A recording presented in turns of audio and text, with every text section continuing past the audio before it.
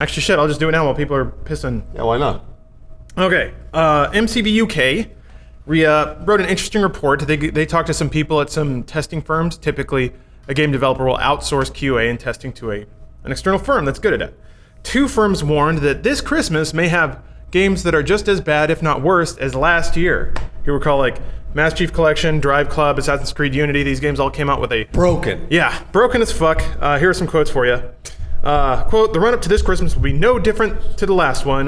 Pull to Win, which is the name of a testing firm, Director Chris Rowley said, quote, console games are expensive to develop, so missing a street date is not an acceptable situation to a publisher. Day one patches have become the norm over the last few years, and to try and address this. But the reality is that often it takes several patches where a title is significantly behind schedule.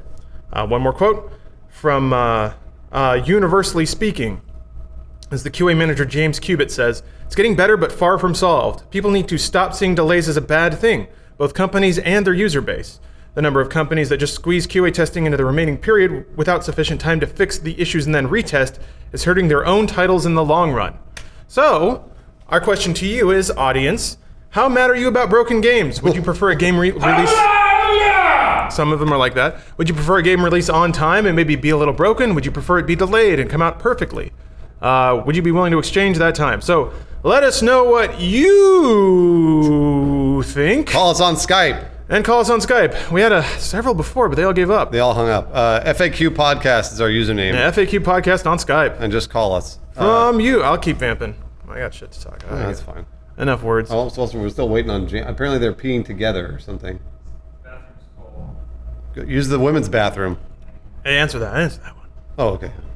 Whoa. Whoa. Oh, boy. Hello? Hello. Hello? Hello. Hi. Hi. How are you? My name is Jordan. Okay, Jordan, hi. How are you? I'm pretty good. I'll be honest, I didn't expect for you to answer. Of course. That's what we do on the FAQ Podcast. So, your question is about delayed games? Yes. Yeah. I feel like using Grand Theft Auto as an example, I was kind of wary about it being delayed. Everybody was bitching about it and just wouldn't shut up about it, but I feel like after it came out, it was totally justified that it was delayed. It's a good way of putting it. Yeah, it's super valid. We completely agree because the game wasn't really broken. However, did you play GTA Online? Did you have any trouble with that? With GTA Online, I feel like there's still a few problems with kind of connecting to servers and getting dropped and all that kind of stuff, but absolutely, it's not as bad as it first launched, and it's definitely, I think, the more time they spent on it, they kind of definitely upgraded it, and I'm glad that it was delayed, really. Interesting. Because theoretically, it came out when it was busted, and a lot of people were pretty pissed off about it. We were certainly spent a lot of time fucking waiting for GTA Online to load, getting disconnected and things like that. But the alternative was it didn't need to come out. Yeah. So I was sort of like, you know what, the single player was enough. I was happy. So multiplayer, I understood that it was in beta, and the fact that the way it works now, I mean, how it's going to work from a year from now is going to be completely different than how it is now. So it's I feel ever like it's evolving. going to keep kind of evolving, and eventually it is going to get to a point where maybe when I connect into a server, it'll keep me in that server for more than like 15 minutes before getting dropped into my own private. You wish. At the moment, there's no way, Jordan. That's not gonna. I mean, like, it may happen at some point, but that's gonna be like 5 years from now, and nobody cares. That's being super optimistic. Yeah. So thank you for the call, sir. Appreciate it. Thank you. Bye bye. Bye, Jordan. Bye. Holy shit. Man, why is it? What the fuck is Skype Ads are doing? insulting you. I know. He reminded me of the guy who did the How to Annoy videos a long time ago. Oh, yeah. Similar voice. So call FAQ Podcast on Skype. That's our username, all one word, all lowercase. If you want to bitch about broken games to us, and we're going to tell you how you possibly are wrong. All right. Let's talk to this guy. Hello? Hello. Hello, how are you? I'm doing good. How about you guys? Oh, I'm so good. I'm a little hungry, I'm not gonna lie. You got food?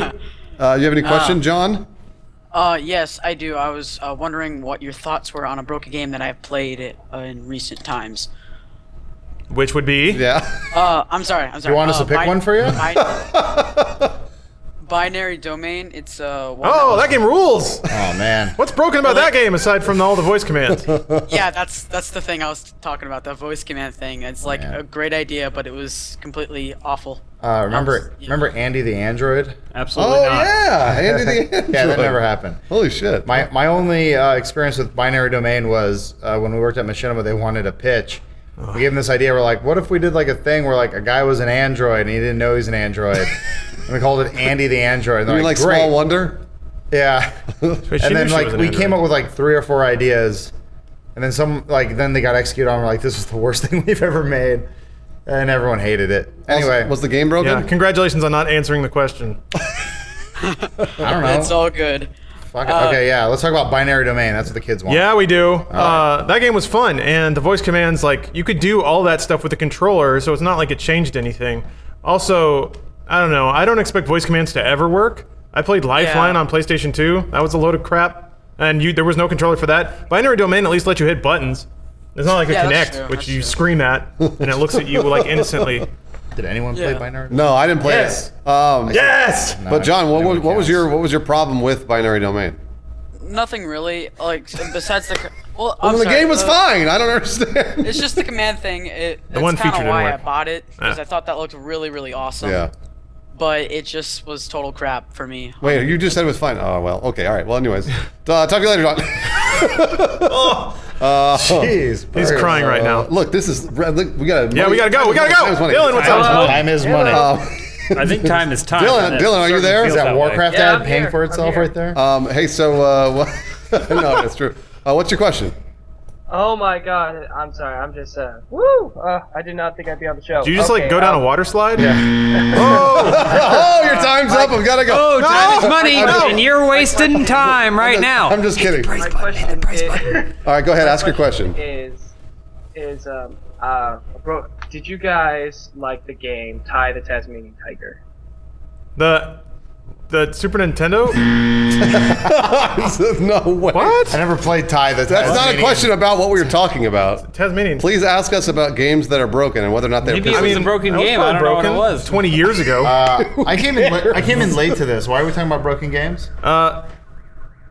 Because I did a whole preamble. Basically, there was an article in MCV where they talked to testing firms, and a lot of the managers there were basically like, "Yeah, shit's gonna be bad this year." Like they haven't gotten any more budget, time, or They're basically opportunity. warning us. Yeah, Okay. to beta test. What, which one? I thought it was a cash register. okay. Oh, okay. Yeah. No. Call FAQ podcast, all one word, all Just so lowercase. you know, when Adam asked Lawrence Skype. why we were talking about this, Lawrence began with, "Well, I had a preamble." Yeah. Which is basically an excuse for anything we ever talk about. I kind of wanted There's the always quick and one. dirty version, but Basically, I didn't get it. Somebody predicted That was a quick and there'd dirty be a version. lot of broken games this Christmas. Yeah, that it hasn't gotten better despite last I'm Christmas gonna being break pretty all bad. your hearts just a little bit. Uh-oh. All games are broken. Oh, Wait a minute, what? Yeah. How's that possible? It is up to the developer to hide those problems. Wait. Nothing, don't worry I'm just about saying, No, no, no. well, all games have little quirks I mean, or should we issues. discuss the fact that it has to do with how games are being made these days and patched and later? So why do you need to finish a game before you ship That it? was also part of the preamble. Well, I'm having an issue right now. I was just trying to log into Destiny. I wanted to just go up to Xur and go buy an Engram. Can't. No, because I can't get into the fucking servers. You know why? Because the game's popular and everyone's playing it, so Adam, I can't play the game. This is for the Hit audience. the price one. What? Price one. I hate that one. Ooh, Destiny got you Well, right sad there. trombone. All right, let's talk this person here. Hey, John, are you there? Did you hang up on the Hey there, how's it going? Tasmanian kid? No, yeah. absolutely. I hung on that kid. How are you? Don't ask us about Ty the Tasmanian Yeah, Tiger. perfect. Do you have any questions Again. for us about broken games? Yeah, what was the last broken game that you actually enjoyed? As in, I had a lot of old glitchy games which I quite enjoyed just breaking as we went through, like sort of speedrunners do.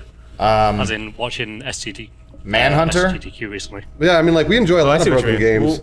In terms of a current broken game, you played the shit out of Arkham Knight, right? Yeah. Yeah, I actually got pretty far. But it wasn't broken for you. Yeah, I lucked out. For whatever reason, I got the one that wasn't broken. And then, like, towards the end, like, I would get the occasional crash. But, like, wasn't bad, actually. Well, Assassin's Creed Unity is fun, despite being busted. I mean, it kind of depends on what your definition of broken game is. Is it like network connectivity and stuff? Because we play Ark and we have a great time. But if you die too close to a dinosaur, your body splits into 1,000 polygons and you just whip around the map. And then, So, John, what do you consider a broken game?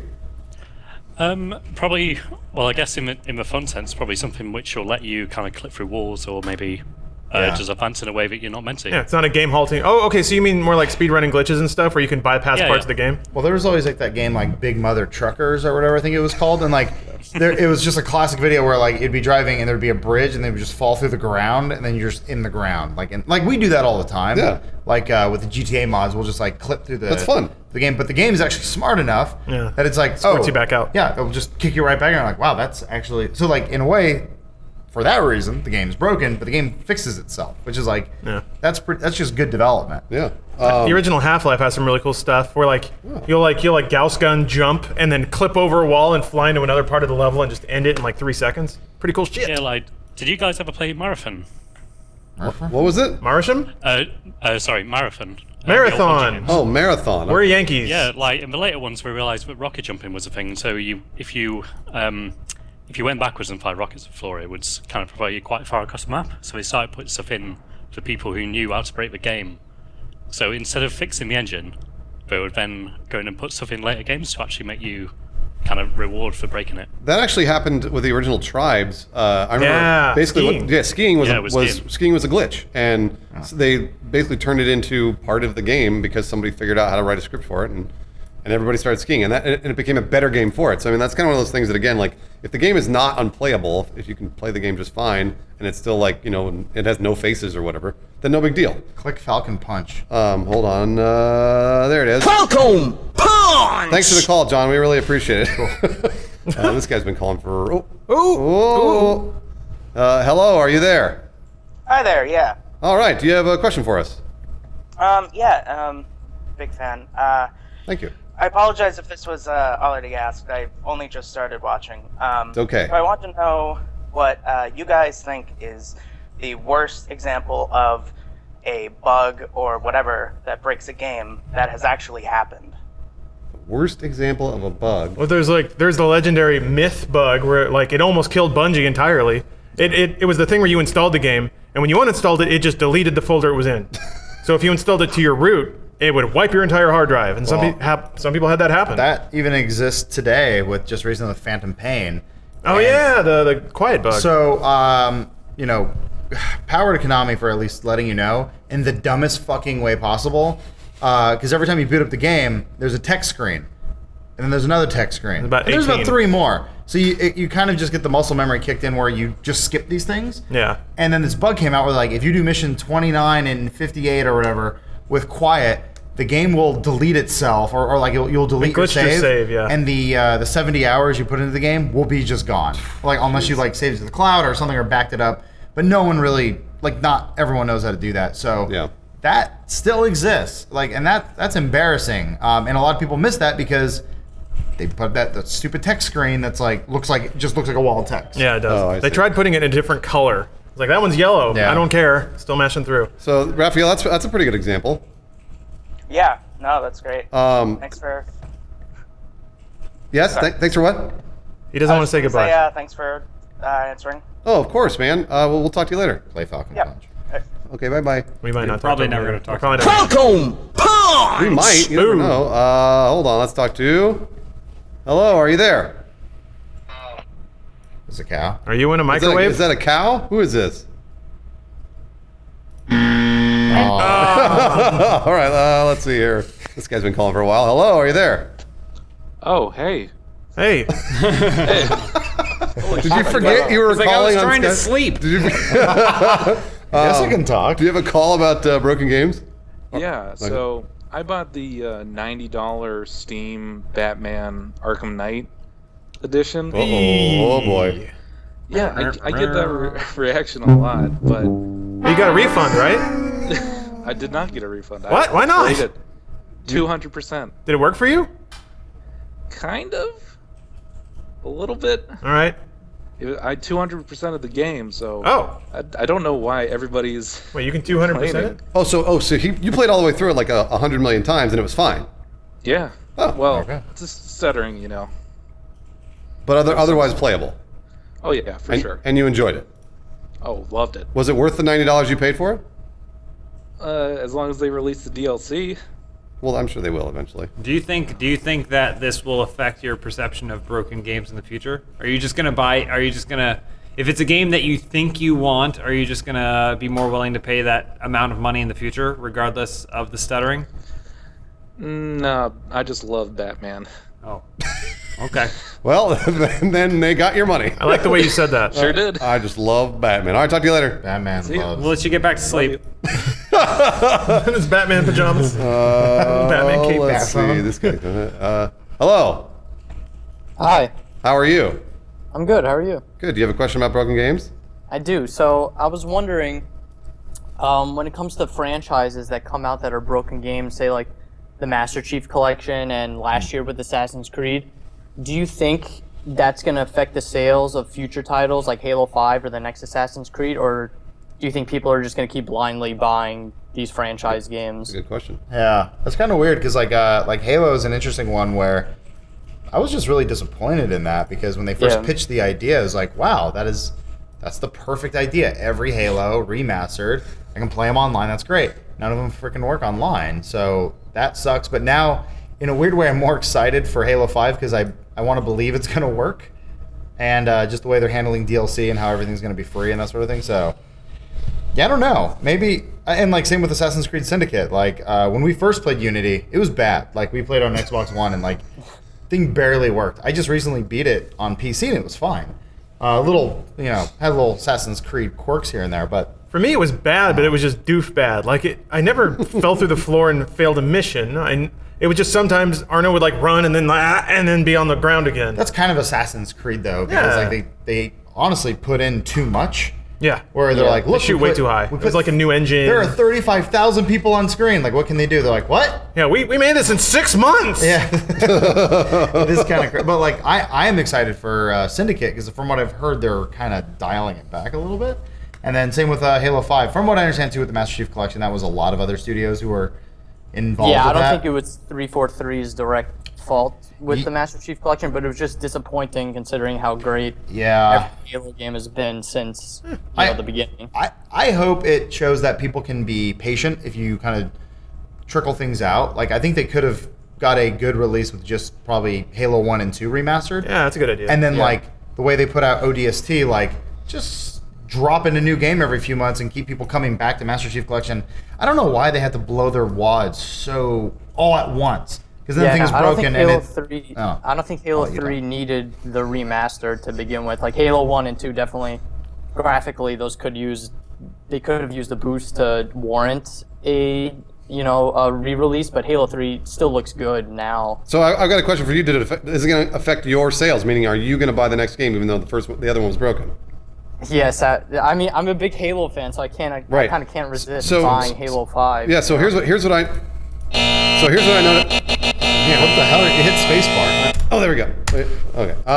So here's what I noticed. I noticed that basically, if you have two games, so if Assassin's Creed Unity is broken and Assassin's Creed Syndicate is also broken, then I think you'll lose a bunch of people. 2 strikes and you're out. I think it seems like 2 strikes to me. Okay, that's fair. But that's just what I've noticed. Everyone loves the Cinderella story. I think people want the game to succeed.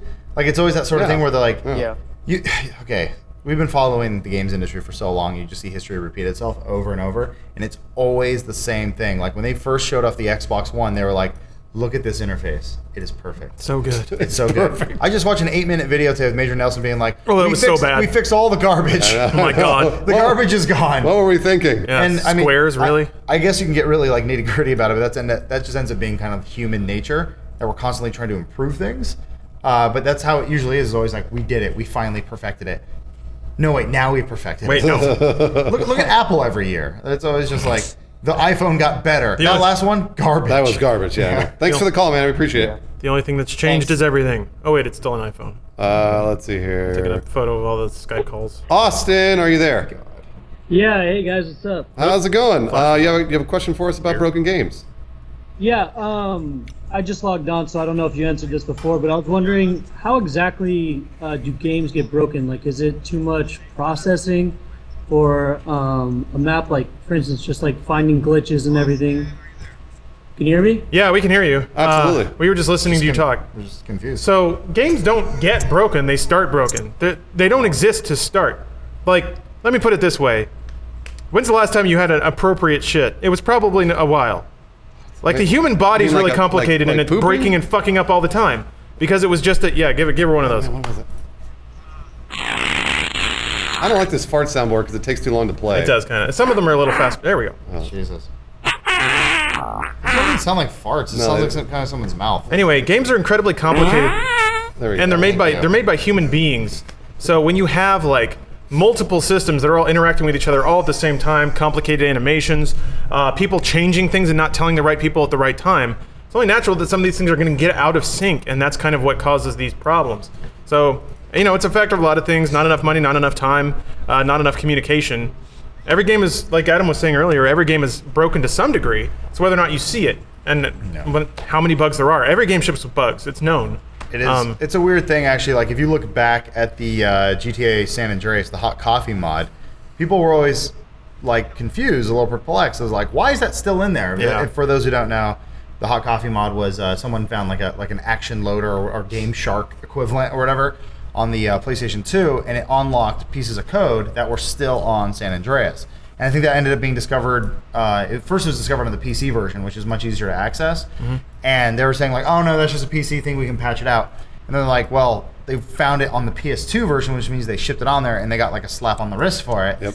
Not actually more than a slap on the wrist. They had to do a freaking recall. Like, it was pretty bad. Well, there was a sex thing. But you could not access it. Like, you had to go through so many loopholes to access it. It was an ESRB issue. Like, if that was on there, it should have been rated adults only. And then the ESRB was like, doesn't matter if you can access it or not. It is on the disc that you're selling to somebody. Right. So if that content is there, we should have taken that into account with our ratings. But the reason why people are like, why did they leave it in there? It's like, because the rest of the game probably hinged on it. There was probably some animation in there that they were using. Like, well, if we take this out, it's going to break this thing like 4 lines down. That like, just don't bother. Like, just let it works. Okay, the duct tape is in place. Exactly. It works. That's why whenever I always see people like on the Destiny subreddit or whatever, like, why don't they just do this? And it's like, oh boy. Yeah, they don't understand what they're saying. You're talking about like hundreds of man hours so that the character can point. Austin, thank you for the call. We appreciate it. Sorry I'm so mad at every you. part of the question.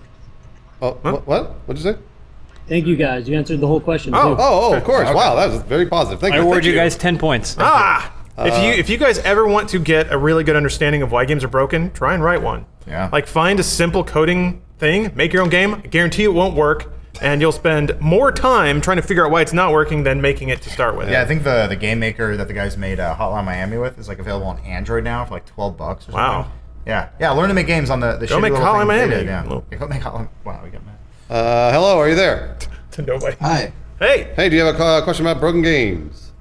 Yeah. I wanted to ask about the how you guys were about MW 2.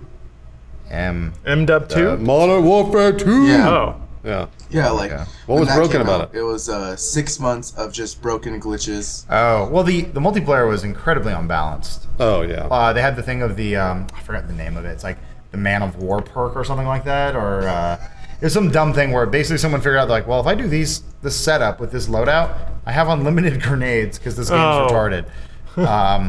And like, I remember they did other things too, where like if you did a care package, you would run faster, and if you put on unlimited sprint and like faster sprint, you basically just zipped around the map, and that just shipped in the game because there was just not enough like play testing. And what I'm trying to ask is like 6 months of it being broken and no support at all, and some people still see it as one of the best Call of Duties. Is that just fan base loving the game, or is that just? Well, I think that speaks to there's a broad swath of people that play games that don't care or understand about any of that stuff. And if you played it, you run into them. All they do is hold forward in the trigger, and that's how they play. And maybe they turn sometimes. Reloading, forget about it. And they don't have the capacity or even the desire to care about game balance at all. They get high, they smash some buttons, and then they fart, and then they go on about their day. Let me ask you this, Michael. Did you buy the next Call of Duty after Modern Warfare 2? Yes. Ooh, see, that's the problem. So it's because it was Treyarch. I did not buy MW 3. Well, you didn't. Oh, okay. Good for you. Good for you. Yeah. That's called being an educated consumer. Nice job. And I made a wise choice because I played at a friend's house, and it was trash. Ooh. I threw up. And it was trash. You threw up, huh? Okay. Yeah. That sounds like a problem. You're lying to me. Yeah. All right. Thanks for the call, man. Yeah, thank you. All right. It's interesting because like Speaking of broken games, M-dub. speaking of broken games, like Whoop, whoop. Super Mario 64 is in my opinion, one of the best games ever made, and it shipped broken. Yeah. It had a broken camera, which by the way was never patched. Yeah. Like it had all kinds of broken things all over that game. Yeah. But hey, what I can don't. you do? And I guess can you do? I genuinely don't know what you can do. I'm not a programmer. Like Zelda had a game halting glitches too. It swings both ways right now. Where like, so the days of like what happened with Bungie and Myth 2 will never happen again.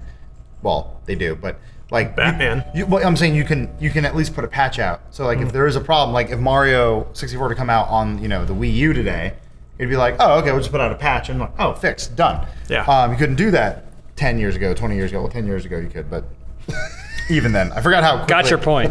Nailed it. Regardless, 10 points. I award you 10 points. The problem is when game developers take advantage of that system, they're like, Oh, right. we'll just Or they ship it anticipate it. broken They keep because we patching. have to hit a deadline. And so like there's this, I don't know, there's always pressure from all sides. Well, I don't even know if it's taking advantage. I think it's like they have their schedule and they're like, fuck, we're not. Well, thank God we have this extra month where you can fix blank, blank, and blank. Yeah. I don't think it's like, don't worry about it. Let's go to lunch early. It's Thursday. Fuck it. Let's just go home. We got a month. Like, it's not really like that. They bust their asses all the time. It is funny to think that like, I would love to see the behind the scenes of like a game development studio, like for like a shitty game, like a G.I. Joe thing. And like, I guarantee you there are people working really hard. Yeah. And they're busting their ass. And then they put out this garbage game comes out and they're like, God damn it. They're trying to make a career off it. Let's find out if this person's actually a woman. Oh, he first got catfished. They bust their asses all the time. Ooh, she's listening to us. You're actually Now you gotta listening. turn down your computer. Turn down your computer. At least her mic's Okay, working. sorry. Oh, look at that! I can't believe it. Do you have a question about broken games? Yeah, I do. I was wondering if, like, sorry if this has already been asked, but do you as gamers think that developers have an obligation to deliver the best product they can? Or, like, with Unity, do you think it's okay that such a valued series released such a broken game? That's a really interesting question. Because, yeah, you're right. A lot of the conversation assumes it's a moral issue. Like, how dare they ask money from us? I've always seen it as a free market thing. If you as a consumer have noted that a certain dev studio or company tends to really squeeze out release dates and they put out a game when it's broken, they're not offending you by doing that. You still have the freedom to choose whether or not you give them money for that. So I can see being upset after the fact if you get something that's broken and you're like, that's, fuck you. I paid money for this and you said it was going to work and it doesn't work. I get that. But to treat it as like a this is an immoral thing you just did, well, no, that's the free market. You got fucked. And just learn how to not make it happen next time. If Joel were here, he would say caveat emptor, which means buyer beware. So the thing is that basically it's up to us. Like if you bought something that's $60 and it doesn't work, then you're fucked. And like, yeah, you can absolutely go online and whine and complain and do all that other stuff, but they don't have much of an obligation to fix that. Now, if they want you back as a consumer, they will try and fix it. Yeah. But it's one of those things that, we just have to make wise decisions, like Lawrence said, and sort of use the developer's track record. And then as a company, from their perspective, their job is to make the most money back for the money they spend. And the way they spend less money is by taking less time to develop a game. So if you're a company owner, you could argue you're doing the wrong thing by overspending to deliver a product that people are going to buy anyway. Yeah. So there are multiple ways to see it. Yeah. I don't know. And Assassin's Creed is an interesting pick because I don't know who told them that they needed to put out 2 Assassin's Creed games last year. God. I think even they put out a third one like on mobile or whatever. Just accidentally. Yeah, like the China Chronicles one. Yeah, we had some extra time. I would be okay with them. I would be okay with them doing one every 2 years or so, but I don't think Ubisoft would because they probably dumped a lot of money into this franchise, and they're probably starting to make their money back. But they have like 600 people working on these games, where typical development studios have like 200 to 300 at like crunch time. So, yeah, Assassin's Creed is an interesting one, but Syndicate's looking good. I would say the core of it is, I really believe that no developers like say, yeah, fuck the audience. I have never met a developer that got into games for the money. The developers usually do it because they love games and they want to make games. It's the publishers, and I don't want to pitch them as evil either. It's just a bunch of realities that they have to face down, which is they've got investors who are saying you have to earn more money right now, all the time. There's your own employees, which you can't push too far, and you want them to be happy. And then there's your customers, which you obviously have to satisfy because you want them to keep buying your product. So it's a really complicated problem, and I don't think it boils down to let's be lazy. That's too simple for what is ultimately a very complicated real-world development situation. Thank you for the call. We appreciate it. Oh, thank you. All right, talk to you later. Restore Bruce's faith in humanity. I know. I thought everybody was lying on the internet. Let's try this one. Oh, that's a brony. It's a real pony. Hello, do you have a question about broken games? Hi, I guess I had a question about... Oh man, you're really quiet. Hold on, you're really, really quiet. Sorry. Oh, there you are. Try to get closer to your microphone if you can. Okay. Oh, that's better. Yeah, that's much better. Go ahead and ask your question. Okay, so I wondered if, since you answered earlier, if it's not really an obligation for companies to fix their games, but things like Batman, people know and respect and love, so why did they choose to ignore the PC problems? They didn't ignore it. They yanked it and started patching. Well, No, I mean the month before. Yeah, prior to release. Well, I see, and that's what you just said. But go ahead. I would just the PC market's usually much smaller. So they were. I mean, it may have been a calculated risk. It may have just been somebody ignoring the wrong email. But it was probably like, hey, this game's busted. Somebody was probably like, what are our sales expectations on PC? 750,000, maybe 1 million after it goes on sale. They're used to buggy games. Let's try it. And I'm sure that's what it was. So, there was a big uproar. So to save face, they pulled it, or they pulled it because of refunds. I think because that's like negative revenue. So, yeah, it's. I think it's purely market force. And I bet if refunds weren't there, they would have left it. Sure. I don't think they care too much about sentiment. They care about money. I mean, I also think that PC. We talked about this, when we were discussing Batman, but like complexity. So like way harder. Like way harder. If all of the 3 platforms were broken at the same time, and they looked at them, they said, "Well, we have a month. We can fix. Yeah. We can fix the millions and millions of PlayStations and the millions and millions of Xbox Ones." I'm not sure that we're going to be able to fix the PCs because it could be an NVIDIA driver issue or a Windows 10 issue or like any number of complex issues related to the hardware and the software running that system. This actually reminds me a lot of Firestone back in the 90s when they had the massive recall. They knew that the tires they were putting out were faulty, and they basically had a chart that said, well, it's a risk, but based on how many people who are going to die and how much we're going to get sued, a recall is not worth it. And then too many people died and too many accidents happened, and they said, we should recall now. Well, it's 2020's on the phone. There's a whole monologue about that in Fight Club. He works. That's his job. Yeah. He is the dude who goes places and then he does the math. And if value Y is greater than value X, then they don't issue a recall. So probably similar. There was probably a small committee, and someone said, "Hey, so the PC one's not going to hit its milestone." They're like, "Well, that's unacceptable. Yeah. We're putting it out." And they're like, and then they probably played it and they said, "Ooh, it gets a C minus, maybe a D plus, but that's good enough for me. Put it out. Yeah. It's our least, it's the one we care the least about. So just put it out there." And hopefully Adam Kovic will get lucky and complete the whole thing. It's usually a question of game halting bugs. And for some people, Arkham Knight was not playable or not finishable, which typically, from what I've heard that people that work at publishers, a game should not ever ship with a game halting bug. It can ship with any number of other bugs. But yeah, you're right. What these guys said, from what I've heard, is basically on point. It's all cost benefit. And if somebody can't finish the game, or if it doesn't even run, then the cost of releasing that product is much higher because what we saw happen is going to happen. Thank you for the call. We appreciate it. Yeah, thank you. Okay, bye-bye. I really hung up on her. Yeah, the other thing that we preach this pretty often. I don't think people want to believe it. Is that like, whenever you have a corporation, there's no soul. Thank you. You're absolutely right, Adam. It's just a corporation. They are there to make money. Right, but they're like, but they're people according to the government. There are individuals. Nope, no individuals. Just machines and robot arms putting pieces of metal together. I'm just saying. See? All right. Next caller. Hello. Do you have a question about broken games? Wow. Come on. Hello? That wasn't the soundboard. I'm sorry. That was actually that was a real burp. You have a question about broken games? Yes, I do. All right, well then go right ahead and ask it. So I kind of had a question more relating to the whole, do you think that people are kind of venerating past games, that they're not really giving them the criticism that they deserve? Like how James said earlier about Super Mario 64, and my example, I guess, would be pandering to Lawrence, would be Sonic Heroes.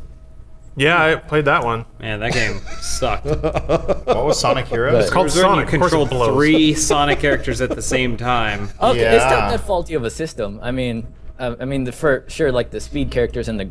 You're not here to defend Sonic Heroes. Listen, Mr. Sega. Nice try, that Sonic. Is your real So name. wait, so what's your question, Ricardo? I would probably say that like do new games receive too much criticism based on Got it. kind of like the childhood eyes that we saw. Yeah, absolutely. Yeah. Yes, 99% of all games that have ever come out ever are broken. And the older you get, the worse they are. And people don't seem to realize that, I guess because it's more mainstream or because there's a more there's a louder voice of people, like, because I mean, if you bought Rambo for the Nintendo Entertainment System, horrible, right? If you bought that and you took it home and then you rented it from somewhere, you took it home, you played it, and you couldn't figure things out, that was the end of the story with Rambo. That was the end of the story. You couldn't go to the internet, you couldn't start ranting about how Rambo ripped you off and stuff like that. You know what you'd end up doing? You'd get like Stockholm Syndrome and you go, maybe I'm the problem. Yeah, absolutely. You go back and like try and play a different way to see. You're like, I love Rambo and Rambo loves me. What am I doing wrong? Yeah, we as the gaming industry Rambo would never hurt me. consumers are basically an empowered yet formerly beaten housewife. We used to take it, right? We used to get the black eyes and we used to get hurt and everything, but we stepped out. But now sometimes we get into relationships with other people, other men or whatever, and we see symptoms of what we were used to dealing with before, and we get really angry and really defensive, now which is justified because we've been abused. Well, now we have the world's largest support group. That's what it is. Yeah, and there's other people going, The internet. no, girl. Yeah, like, don't it ain't take your- that. No, don't take it. Yep. Which is true. You shouldn't take it. No, you shouldn't. You absolutely shouldn't take it. But it just means that now we, with a past, can come out and go, not again. It is funny that we all kind of came from some form of like corporate child abuse. Well, also Jesus, we may have to look back and go. It's all elective. This is just entertainment. I was going to say we may have to look back and be, maybe it wasn't so bad. Maybe that relationship wasn't so bad. They did always say they loved me. Oh yeah. You know, Nintendo always did. And I did always have dinner on the table on They time. always had dinner on the table. Yeah. No, I did. Oh, You know what? Sometimes it's important to remember the good times and just learn from the bad. Like the wedding day. Sometimes I had a busted lip, but sometimes I do speak out too much. I'm pretty sure that the lip wasn't the thing that was busted on the wedding night. boom!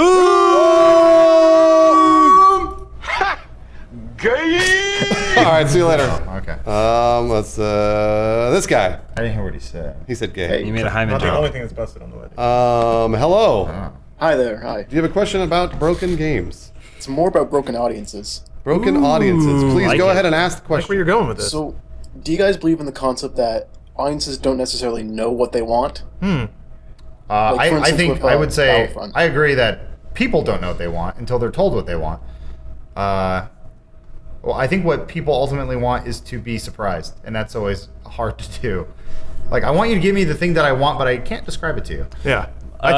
Go ahead. From our experience, at least from my experience, audiences definitely know when they like what they're enjoying, and they definitely know when they don't like what they're enjoying. But they don't necessarily know how to tell you why, and there's a reason for that. I'll liken it to like food. If you're a foodie, you know exactly how to say what flavors you like, what textures you like, and what combines to create that. And you can eat something and say, this is good because it's got great mouthfeel, it's the right amount of salt with the right amount of... But if you're just somebody who likes eating and you don't really think about it, and kind of like you don't know really how to make a game, you don't know explicitly how to say this game is fun or not fun. You just know that you're not having fun. Yeah. So I think game makers view audiences in that way, which is that they tell us and they know when they're not having fun. But we have to kind of read between the lines to figure out why that is. And we do that with media creation a lot. We can tell when our audience doesn't like what they see, but the reasons for that don't exactly make sense from our perspective because we're the ones who made it. And they're trying to identify what we did or why we did what we did. We have our reasonings, they don't understand that, and that's fine. But it does mean that the audience is not necessarily on the same level of understanding about how that product is made to be able to analyze it and say what's going on. I left like 10 minutes ago. Is Lauren still talking? Thank you for the call. We appreciate it. James had a thing to say. Oh, go ahead, James. I don't remember. Sorry. I should have written it down. Lawrence was hitting on something kind of interesting that I think has is actually kind of come up with YouTube culture in general, where there are a lot of opinions on the internet. Way more opinions. What a surprise! Well, here's the thing. Like, we have all been impressionable at some point in our lives, probably still are today, where you probably might not have an opinion on a subject. Like, you saw Jurassic World and you're kind of like, okay, it was a movie. And then one guy goes, fucking movie. This was wrong. This is wrong. Everything was wrong. And you go, oh, I didn't think about that. I believe in that too now. Yeah. But you don't really. It's because we're impressionable. So now you will go to whichever YouTube you want. This is kind of the Fox News mentality, or like the news thing, where it's like, I'm just going to gravitate towards the people who I have thoughts in common with. And like Angry Joe said one thing one time that I really liked, so I'm going to stick to this guy, and anything he says, I will believe. But it's like, we always kind of preach like, just form your own opinion, man. Like, you don't have to have other people think for you. It's easier for sure, but mob mentality is scary. I remembered what I was going to say because Adam cued me into it. I was just going to make a broader point, kind of similar to Adam's, which is that all human beings are individuals. Like, no one thinks the same as anyone else on this planet, and has the same preferences and likes and dislikes. Except for the North Koreans. Except for the North Koreans. They are totally on board. That great leader, huh? But, what a guy. But praise him. Despite that, it is human nature for most people to want to belong to some sort of group, or not feel like they are alone or the only person with that kind of thought. So that leads to individuals grouping themselves in with other groups, even though the thought process of that group is much more complex than whatever can possibly summarize it. It's a big reason why prison scares me so much. Yeah, it's all tribal. What? Thanks for letting us talk at you for so long, Braden. Yeah. Thanks. Okay, bye-bye. Like, I forgot my question. I know, he's like, who is this? Hello, do you have a call? I mean, a question. Call. I know you have a call. I'm sorry, I apologize. Sorry. My question was mainly towards like similar to how y'all were talking about Call of Duty earlier. Do you believe like, not is it more acceptable to have broken like multiplayer or single player, but do you think that people like find it? I don't know, like it's weird. Like I don't know either. It's weird. Sorry, I'm a little starstruck, I guess. Starstruck? You're on Skype. I just burped really something real quick. Take your pants down. Put your cock and balls on the keyboard, and you will feel immediately relaxed. Go ahead, do that. You doing it? All right. Tell me when you're done. Son, what are you doing? There it is. That's me. Did you do it? Well, I can tell you yes. You'd never know. He's like, I'm on tablet. I'd know. Go ahead. I mean, if you have a question, you gotta get to it right now. Yeah. All right. Do you feel like if a game like, let's say Call of Duty, for example, if a game has like multiple modes that it has to worry about, like the Treyarch series of Call of Duty has 3 separate modes to worry about. They have their zombies, multiplayer, and their campaign. Do you feel if one of those is like broken but the rest are all right, do you feel that's more acceptable than like is too much of a good thing bad? That's a really interesting question. Yeah. Sorry, I'm coming up with headlines for our YouTube video. I've often said that like this happened with Metal Gear Solid 5 actually. It came out, everybody reviewed it, and then and like FOB invasions weren't on, Metal Gear Online wasn't on. And I remember some people on the internet being like, wait, how can you give it a score if you don't know how those are? They might be broken. The idea being that if you have this thing and that thing got a 9, but you bolt a broken thing onto it, that will take it down to a 7 somehow. Yeah. Whereas I think if you get your money's worth, and that's cumulative on a product, it doesn't all need to work. If you find a mode or 2 modes or 8 modes that you enjoy and it's worth the money to you, then it's a good product for you. It's a weird like risk reward sort of thing, because like GTA is the good example. GTA 5 as a single player experience, fantastic, 10 out of 10, perfect. You tack on the multiplayer though, now all of a sudden it's like, it didn't work so well. But what if it was never there in the first place? Yeah. Like, didn't need to be there. So it was sort of the thing. Like, I think when we reviewed it, we just discounted multiplayer entirely because it wasn't even out. It wasn't out yet. Yeah, same when I mean, we used to do reviews. It's funny, but like I reviewed only a handful of games. One of them was Halo 4. Yeah. And I remember everyone's like, "What about the multiplayer?" I'm like, "I wasn't talking about the multiplayer. I only talked about the single player because that's all I got to play." And they're like, "Well, what about multiplayer?" I'm like, "That's up to you, dude. Like, I can't help you. I don't know. Just ignore it." But by me not playing multiplayer, I had a great time. Like, even if you play multiplayer, what if you don't play big battle game modes? What if you never play Big Battle or you never play Capture the Flag? Yeah. You just like skirmishes. You don't like team skirmishes or whatever. Yeah. That's all you do. Does that mean that if team skirmish is slightly unbalanced when it does team matchmaking, the game should have a lower score for you personally? Like, I don't think so. No. That's the problem. Like, when you start introducing things, those things can either be a pro or a con. And so I think like developers like Ubisoft now, they're saying like they just stopped doing the multiplayer because they're like, oh, no one's playing it. And that seems to be kind of the low point of the review, where they're like, "Oh, the multiplayer's okay, but you don't really need it." Yeah. Why? What's the point? Assassin's Creed multiplayer was actually pretty cool. I liked it. So to answer your question, yes. Yeah. 3, please. No. Thank you for the call. We appreciate it. Play sound, Yeah, no Falcon problem. Punch. Okay, bye. Sonic You Heroes. want Falcon Punch? Falcon Punch! Finish him. All right, Same game. I love it. Let's see here. Hello, do you have a question? Hello? Hello. Oh my gosh, are you in a tornado? Maybe. I'm in Dallas, so yeah. Good question. What's your question? Kobe! Instead of talking about broken games, can I talk about a girl? Yeah, sure, go ahead. Gotcha, bitch! No, never mind. Okay, so, it was basically about, like, how do you feel about games? The soundboard's the worst. Sorry. Sorry, Go ahead. there's a 4-year-old on How do our you feel about games that computer. came out like a while ago, like Counter-Strike. And Bruce? how that was broken. Basically, until like on a couple days ago when they changed up the models and the hitboxes. Broken is really strong for what Counter-Strike was, Also- given that it was a multinational, professionally competitive game that millions of people play every Yeah, day. no, yeah, it wasn't really broken, but it's just in certain scenarios you could just not kill a person. Just, Yeah, that happens. Maybe it's because you weren't very good. Did you No, think I'm of that? better than you. Because that's honestly that's what I end up defaulting to. Because Counter-Strike has been a game for 15 years, I want to say, There's that abusive almost relationship talk. 20. And at this point, I know if I died, then I wasn't very good. I'm gonna be honest with you. And I play a lot of Counter-Strike, so you know, like there are times I'm like, oh fuck, that guy was hacking, or oh man, that was fucking lucky, or whatever. But if he got lucky, and I died. And the game itself has been sort of the same game for so long that I think that Valve is really good at perfecting games, and it's very close to perfection. So I think saying the game was broken is a far cry. I see, bro. Well, I guess they changed up a lot. Like they went from hitboxes Yeah, the radial hitboxes. to hit bubbles. Yep. It's because it's a lot easier to compute that in a latency-rich scenario. A lot of fighting games use radial-based hit detection as well. It's it's just more accurate and faster. Yeah, I don't know. I'm enjoying it a lot better now. Cool. Well, that's good. That's a good sign. Thanks. I don't know. What? No, go ahead. Never mind. That's a good sign. Thanks for the call. Yeah. What were you gonna say to him? I hung up on him. Well, so I was you going to can't say, I talk guess anymore. this is a question for you guys because you might be able to answer quicker. But what would you consider? What would you consider a perfect game? StarCraft 2. That is not a video game. Chess. Okay. Well, there you go. Yeah, chess is probably Now, Go. is there at any point during a chess match that something could go wrong?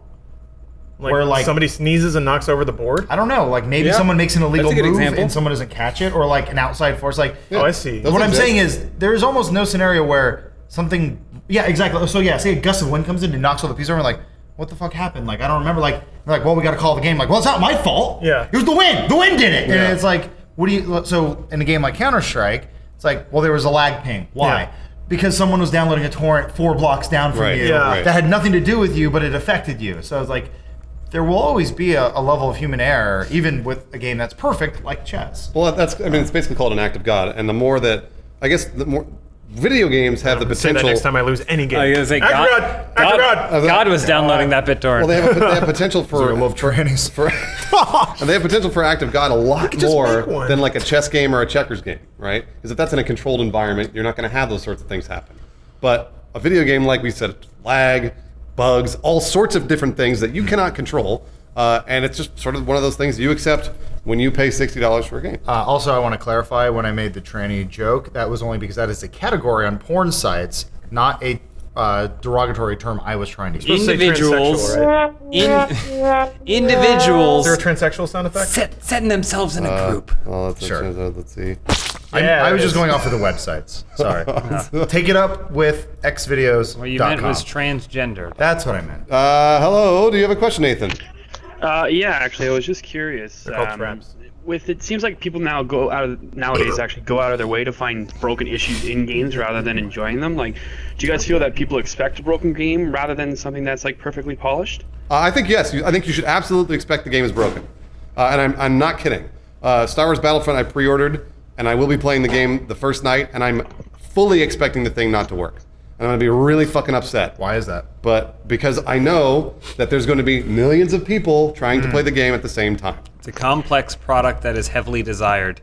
Yep. Thus, I you mean, shouldn't expect it to server be issues perfect. aside, though, I mean, like, obviously that's just going to be with a flood. Well, of hold people, on. but You can't just say server issues aside. Well, I think That's the first night.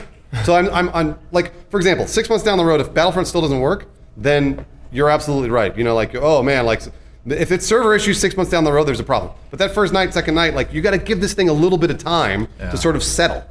And that's what I'm learning about video games online. That's just the way it goes. Correct me if I'm wrong, but your question is more like, do you think the audience is going out of their way to look for those problems and drum up trouble around them? Exactly. Like they seem to be like, it's instead of like trying to enjoy the game itself, you got the people out there that are trying to find the problems within the game to exploit it and then saying, oh, look, the game is broken, look at blah, blah, blah, blah, blah, rather than enjoying the game itself and then, that sort of thing. Yes, Lawrence, you're correct. I've often been perplexed by that sort of sentiment of like, you'll see a very vocal group of people being like, this game is broken, this blah, blah, blah.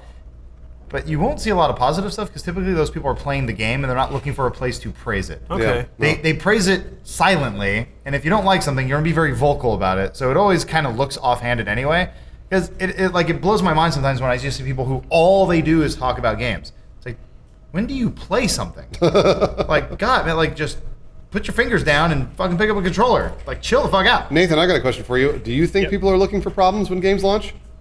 It seems that people have become a little more desensitized to the whole fact. So it seems like they, like you say, with Battlefield coming out, people are going to be looking for that stuff. They're going to be looking for the flaws, things like that, just to pick it apart and say, oh, it's not a good game. It is a good game, but just because they've gone out of their way to find those flaws, they're sort of bashing it and trying to downplay the game itself. So it seems that it's more common nowadays that games get sort of a bad rap for that stuff because people have gone out of their way rather than, going to the developer and saying, hey, this is the fact, hey, you need to fix this. They sort of just jump all over it and make the game look worse. I think it's an expectations thing. I think the people that get the most upset are the people who are the most excited.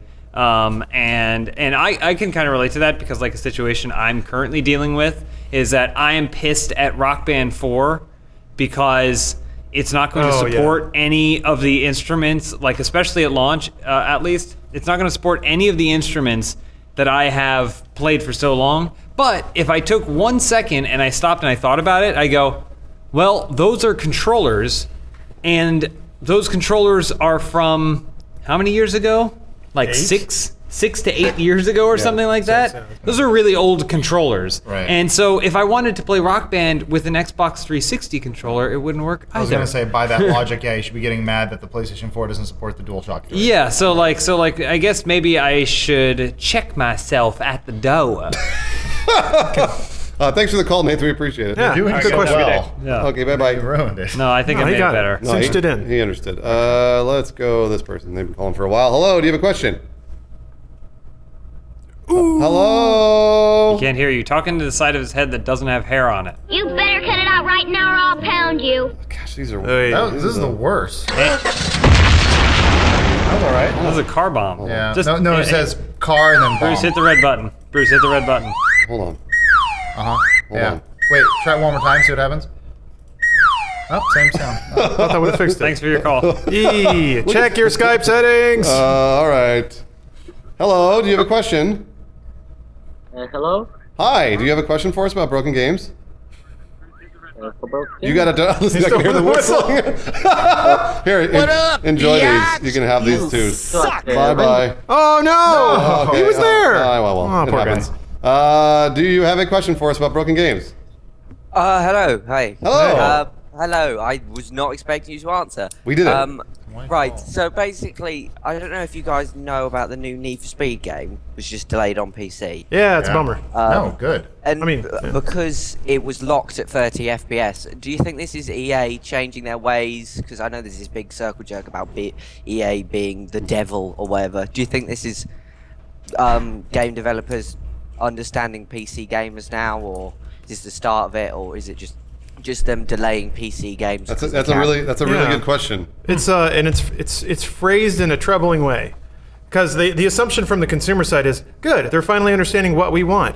What I'm afraid is from the development side, they'll be like, "Fuck me, these guys are not going to buy a game unless it has 60 FPS, 4K, like all these features. They're just." And then they look at the giant graph of the like 700,000 units they might sell, and then like all the money it's going to take to develop those features that PC gamers are insisting are standard, and they're going to be like, we're not going to make any money. Let's just not do it. And that'll be it. Yeah. So I guess it's good that this is happening. It means that audience is kind of getting what they are. Oh, Skype crashed. Oh, that's all right. You can keep talking. It's fine. Anyway.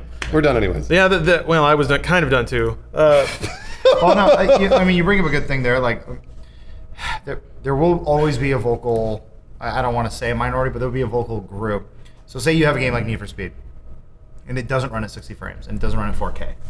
But there is data that shows that, like, Steam or someone, was it Steam Powered or one of those sites? Like Steam Spy? Steam Spy was one. They released it, like, it says something like only like 28% of all Steam users play their games in 1080p. Yeah. And it was like the staggering number where you're like, oh, fuck me. There's a lot of cyber cafes in China that run Dota 2 at 640 by 480. And they're playing on like a 4x3 screen. Yeah. Yeah. And like, can you imagine how frustrating it'd be from your perspective where you're like, we don't want to put this thing in because the majority of people, like, it's sort of like how we don't film our videos in 4K because we're like, who has a 4K TV right now besides watching James it on their damn phone as he sits on top of his castle? Mm-hmm. James, you have a 4K TV? I do. Have you watched anything in 4K on it yet?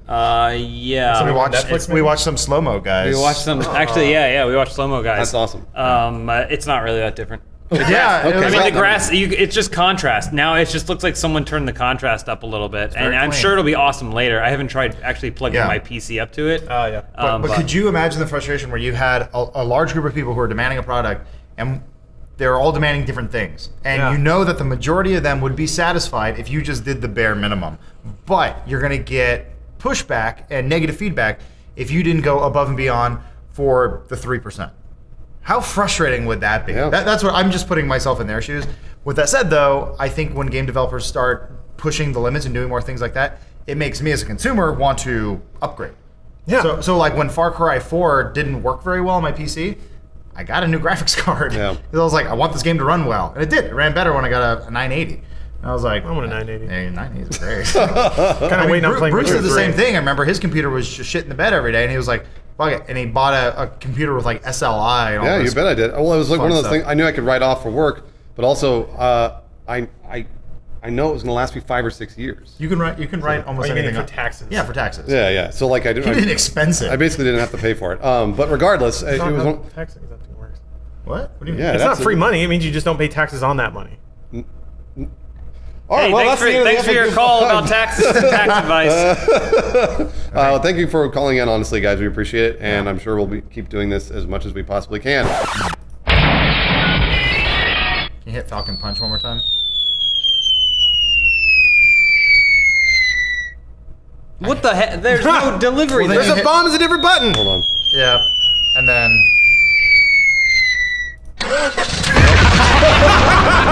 Good thing we dropped that car out of the window. We'll see you next week.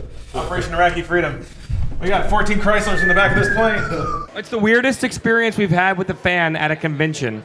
I mean, some people get nervous. Like, some people just, like, walk up, which I don't understand. Like, I don't understand when people are nervous. Like, You were nervous around Tim Schafer. Yeah, but Tim Schafer has accomplished things with his life.